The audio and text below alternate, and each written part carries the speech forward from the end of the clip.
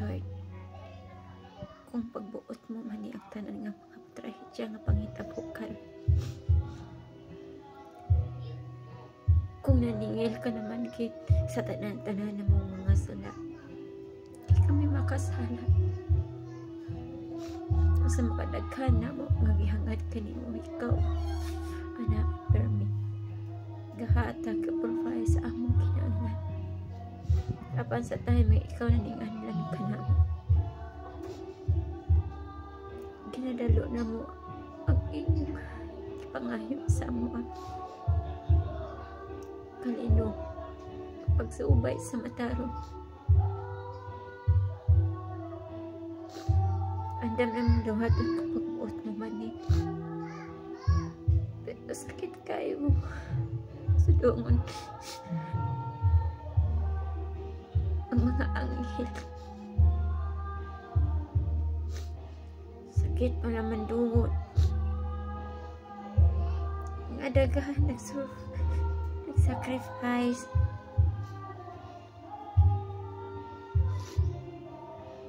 Pagbuot man wala kami ikong gaw, ikong kusog nga mapungkan, kundi sa pagpangayo lamang sa kakasayloan sa among mga sala. Saluan mi Diyos ko sa among mga sala.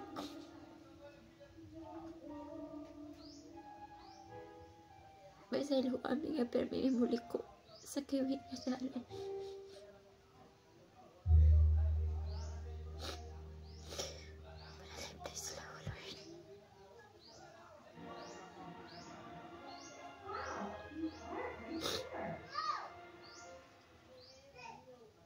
Ako na magipanginaon nga tani sa mga panghitabo karon, di man tanan ang makamata, pero gipangayo ko, giampo ko, kamustakan ang makamata sa sayop nga kasayupan, sayop nga mga binuhatan.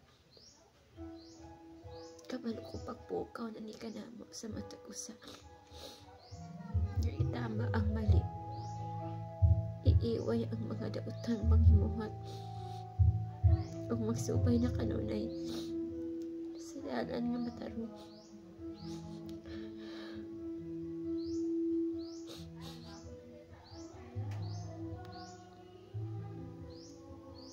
Ako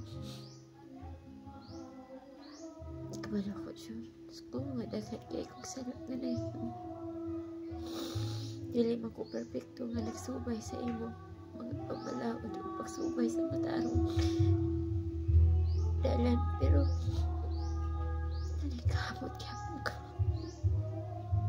na mabuha akong pamilya, nga dalon ko sila sa tadlong ka panghusay, tadlong ka dala, mahadlo ko sa imo ha. Ako nang gipangayo nga panalipdan sila, labi na nga akong pamilya o sa mga na-target na mga lugar.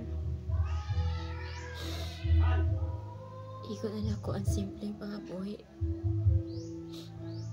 Ako nang gipangayo kanimo Diyos ko, tagay ako ikong kusog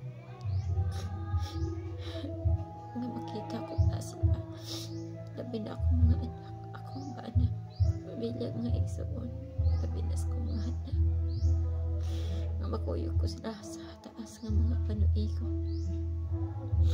nga makita ko silang magdako nga safety sila, aha ko mabiya sa kalimutan.